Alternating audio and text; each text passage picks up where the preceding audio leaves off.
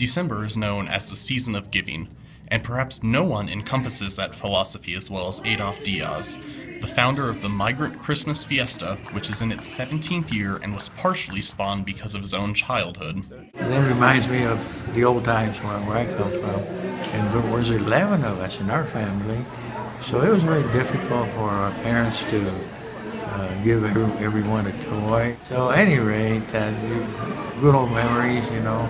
And Mom and Dad were really hard workers. So that kind of, it's in you.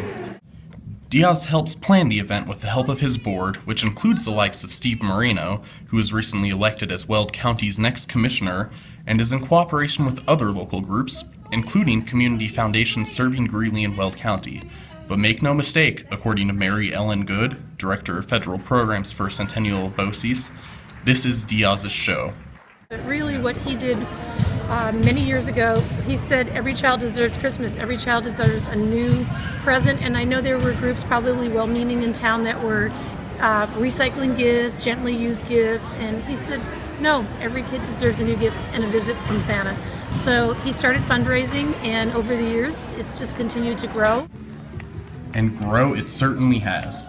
From humble beginnings in one location 17 years ago, the event has expanded to taking place at 4 other locations each year: Fort Lupton, Fort Morgan, Yuma, and Burlington.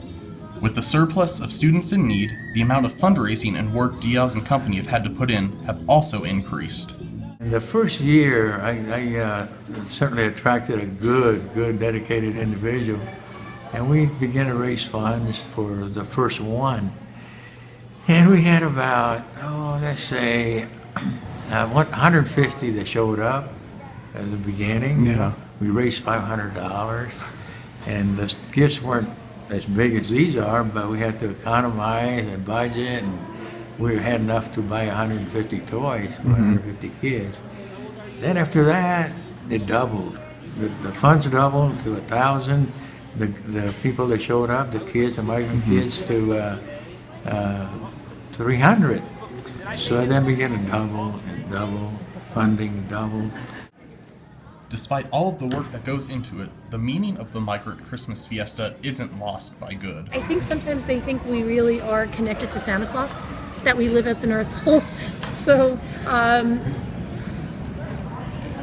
parents have said more and more, with the economy being hard over the last few years, and particularly migrant farm worker families, that without this, there really wouldn't be a Christmas. So you'll see many families walking out. Some kids open their presents, but most don't.